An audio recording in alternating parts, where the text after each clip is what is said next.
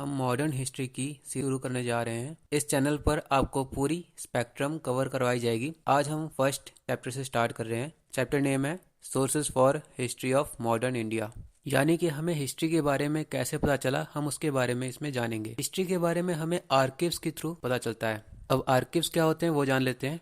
Archives refers to collection of historical records and documents that were created as a part of some activity like administrative activity, legal, social और commercial activity। मतलब कि ये वो records या documents है जो किस activity के लिए बनाए गए थे, जैसे administrative। For example, जैसे जो ब्रिटिशर्स थे उन्होंने कुछ डॉक्यूमेंट्स बनाए होंगे अपने रूल्स एंड रेगुलेशंस को इम्प्लीमेंट करने के लिए, जो उस टाइम पर बनाए होंगे, तो एडमिनिस्ट्रेटिव या लीगल में आ जाते हैं। उन्हीं रिकॉर्ड्स और डॉक्यूमेंट्स को आज के टाइम पर स्टडी करके ये पता करते हैं कि उस टाइम पर क्या हुआ था और क्या सिचुएशंस रही होंगी। तो उन डॉक्यूमेंट्स और उन रिकॉर्ड्स को कहा जाता है आर्किव्स। अब हम पढ़ेंगे कि मॉडर्न हिस्ट्री के बारे में कौन कौन से सोर्सेज से हमें पता चलता है।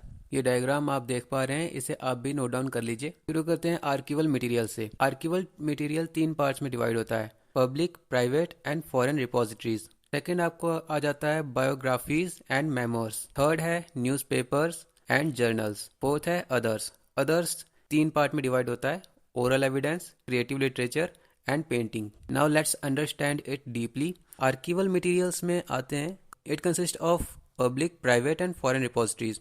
पब्लिक रिपोजिटरीज में आते हैं, it includes archives of government of India, archives of state government, archives of 3 presidencies. 3 presidencies होती थी ब्रिटिश टाइम में: Bengal, Madras and Bombay. And judicial records जो होते हैं वो पब्लिक आर्किव्स के अंदर आते हैं। अब हम एक एक करके इन सब के बारे में जानेंगे। Central government archives. National archives of India जो कि न्यू दिल्ली में है, उसमें सेंट्रल गवर्नमेंट के सारे आर्किव्स रखे हुए हैं। Archives of state government.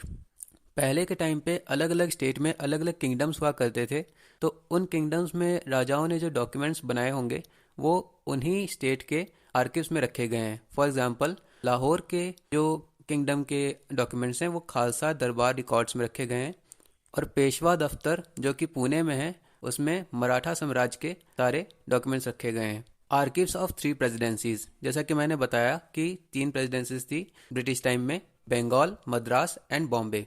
Bengal presidency के सारे documents state archives of West Bengal में रखे गए हैं।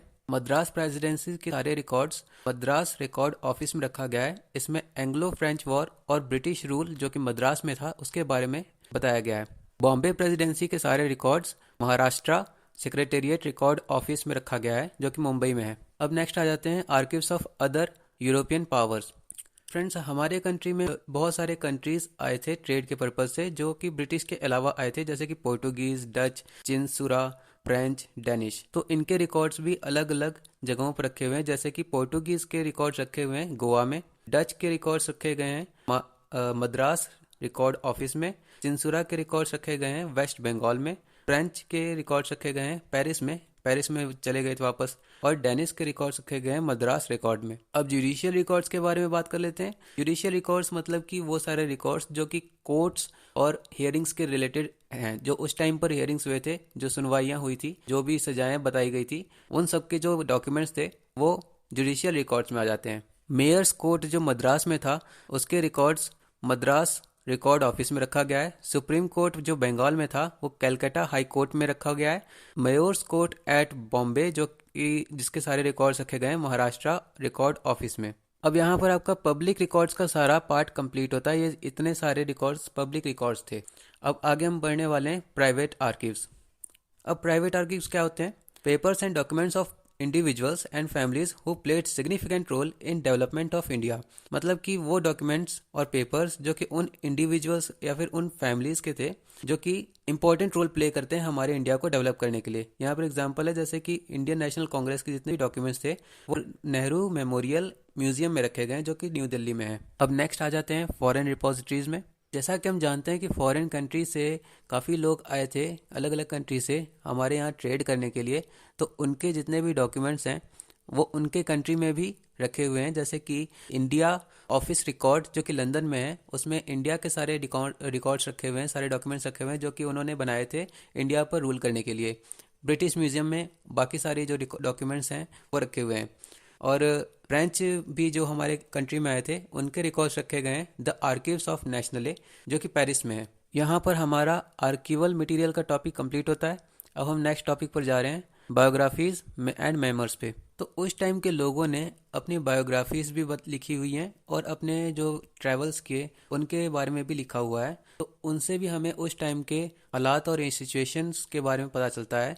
यहाँ पर एग्जांपल दो हम याद कर लेते हैं। अलेक्जेंडर बर्न्स ने बुक लिखी है ट्रैवल इनटू बुखारा, और सेकंड है जॉन बटलर ने लिखा हुआ है travels and adventures in province of Assam. Next है न्यूज़ एंड जर्नल्स, मतलब कि उस टाइम के जो न्यूज़पेपर्स पब्लिश किए गए थे वो एक इम्पॉर्टेंट सोर्स हैं। उस टाइम के सभी न्यूज़ मींस न्यू चीज़ें जो उस टाइम पर हो रही थी, और जितने भी रूल्स रेगुलेशंस, लोगों का क्या रिएक्शन था उसके अगेंस्ट, और जो भी चीज़ें गवर्नमेंट की तरफ से हुई उन सब के बारे में इंफॉर्मेशन देता है। 1780 में जेम्स अगस्टस हिक्की ने पहला न्यूज़पेपर पब्लिश किया था इंडिया में, जिसका नाम था द बंगाल गैजेट। उसके बाद बहुत सारे लोगों ने अलग अलग न्यूज़पेपर पब्लिश करने शुरू कर दिए। 1885 में द हिंदू पब्लिश किया गया था सुब्रमण्य अय्यर के द्वारा। अब हम अदर रिसोर्सेज पढ़ने जा रहे हैं, जैसे कि oral evidence. Oral evidence simply non written evidences हैं, नॉन रिटन सोर्सेज हैं, जिसके बारे में क्लियरली डिफाइन नहीं किया गया है, पर जो भी लोगों ने बताया और उसके नोट्स लिख करके हमने हिस्ट्री को कंपाइल किया हुआ है। नेक्स्ट है क्रिएटिव लिटरेचर्स। उस टाइम के लोगों ने जो लिटरेचर्स लिखी हैं, जो कहानियाँ लिखी हैं, वो भी उस टाइम के सिचुएशन के बारे में बताते हैं। फॉर एग्जांपल बंगाली नॉवेलिस्ट जो बंकिम चंद्र चटर्जी हैं, उन्होंने आनंदमठ लिखी, और आनंदमठ में ही हमारा वंदे मातरम लिखा हुआ है, जो कि हमारा राष्ट्रीय सॉन्ग है, और इनकी लास्ट नॉवल थी राजा सिम्हा। ऐसे ही और राइटर्स से हमें उस टाइम के सोच के बारे में पता चलता है। नेक्स्ट है पेंटिंग्स। कंपनी की पेंटिंग्स को पटना कलाम भी कहा जाता था। उस टाइम की पेंटिंग्स उस टाइम के सोशल एंड इकोनॉमिक कंडीशन को बताते हैं। For example Joseph Noel Patton ने रिवॉल्ट ऑफ 1857 के बारे में पेंटिंग्स बनाई थी। नेक्स्ट एग्जांपल है कालीघाट पेंटिंग्स, जिसमें 19th सेंचुरी के बारे में बताया जाता है। वहाँ उसमें पीपल, उस टाइम के लोगों के बारे में दिखाया जाता है, और माइथोलॉजिकल कैरेक्टर्स को फिगर किया जाता है पेंटिंग्स के अंदर। सो फ्रेंड्स, यहाँ पर हिस्ट्री का फर्स्ट चैप्टर हमारा कंप्लीट हो गया। अगर ये आपके लिए हेल्पफुल है तो लाइक एंड सब्सक्राइब भी कर दीजिए, और अपने किसी फ्रेंड की मदद करने के लिए शेयर भी कर सकते हैं आप।